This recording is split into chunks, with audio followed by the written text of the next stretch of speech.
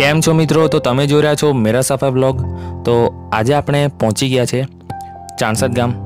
તો આજે આપણે પ્રમુખ સ્વામી મહારાજ વિશે અને નારાયણ સરોવર વિશે જાણીશું। તો બ્લોગને જરાક પણ સ્કીપ કર્યા વગર જોયા કરજો, તો તમને મજા આવશે।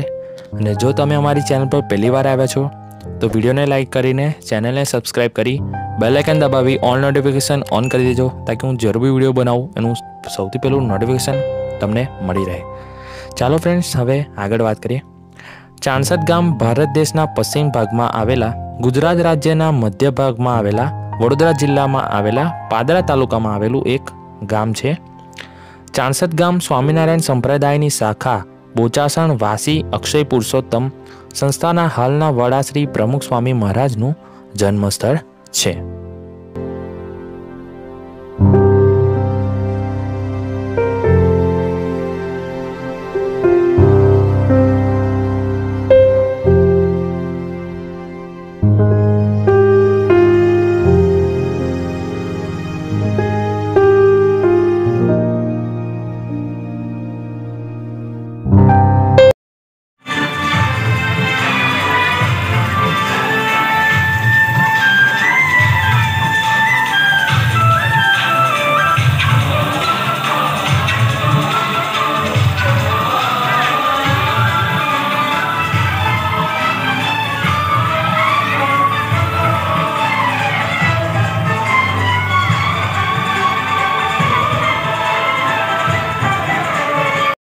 તો હવે આપણે વાત કરીશું બાળપણમાં શાંતિલાલ પટેલ એટલે કે આપણા પ્રમુખ સ્વામી મહારાજનું રેખાચિત્ર વિશે।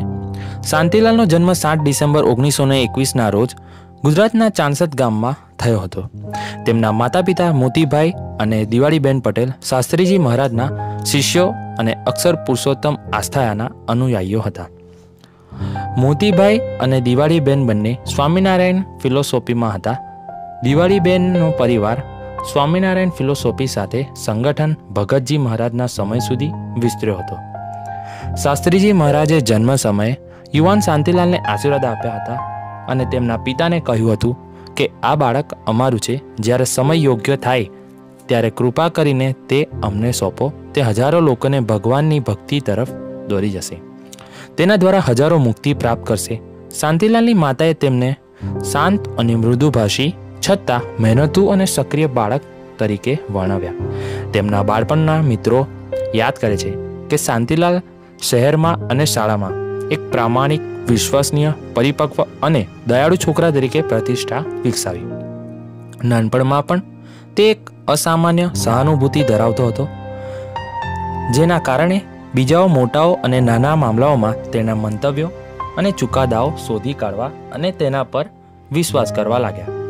શાંતિલાલનો ઉછેર એક સરળ ઘરના વાતાવરણમાં થયો હતો, કારણ કે તેના પરિવાર સાધારણ સાધનોનો હતો। તેમ છતાં તેમણે ભણતરમાં ઉત્તમ કામગીરી કરી સાધુ બનતા પહેલા 17 વર્ષ તેમણે ઘરે ગાળ્યા। શાંતિલાલને ફક્ત 6 વર્ષ શાળામાં જવાની તક મળી।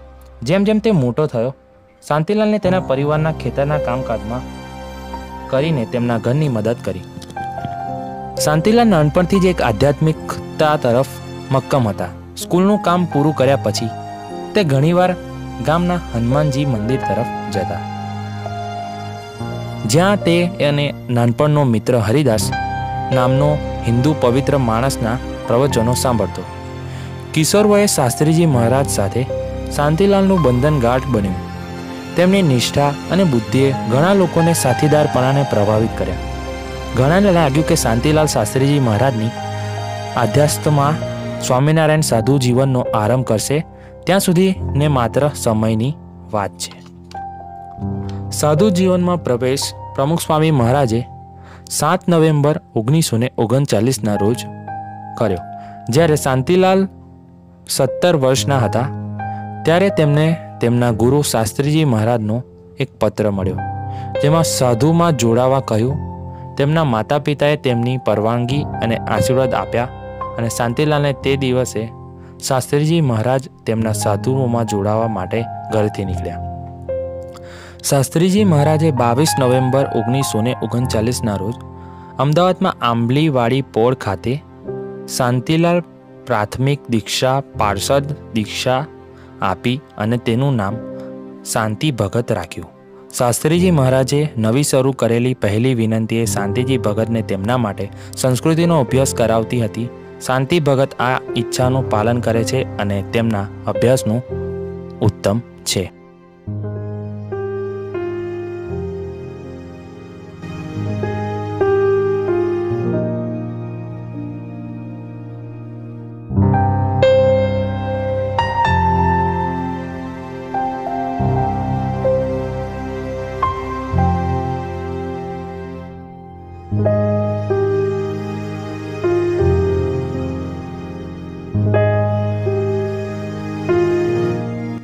તો આ છે ચાંસદ ગામમાં આવેલા નારાયણ સરોવરનું સ્નાનઘાટ. તો અહીંયા તમે સ્નાન કરવા માટે આવી શકો છો. તો નારાયણ સરોવર સવારે 10થી રાતના 9 વાગ્યા સુધી ખુલ્લું હોય છે. તો તમે આટલા ટાઈમમાં અહીંયા દર્શનાર્થે અને સ્નાન કરવા માટે પણ આવી શકો છો. અને અહીંયા લાઇટિંગ શો એટલે કે લેઝર શો પણ થાય છે. તો એ જોવાની પણ બહુ મજા આવશે. તો અહીંયાથી એકવાર જરૂરથી મુલાકાત લેજો, તમને મજા આવશે. ને જો તમને અમારો બ્લોગ ગમ્યો હોય તો વિડીયોને લાઇક કરીને ચેનલને સબસ્ક્રાઈબ કરી બેલ આઇકન દબાવી ઓલ નોટિફિકેશન ઓન કરી દેજો, તાકી હું જ્યારે બી વિડીયો મૂકું એનું સૌથી પહેલું નોટિફિકેશન તમને મળી રહે. ચાલો ફ્રેન્ડ્સ, મળીશું બીજા વિડીયોમાં. ત્યાં સુધી બાય.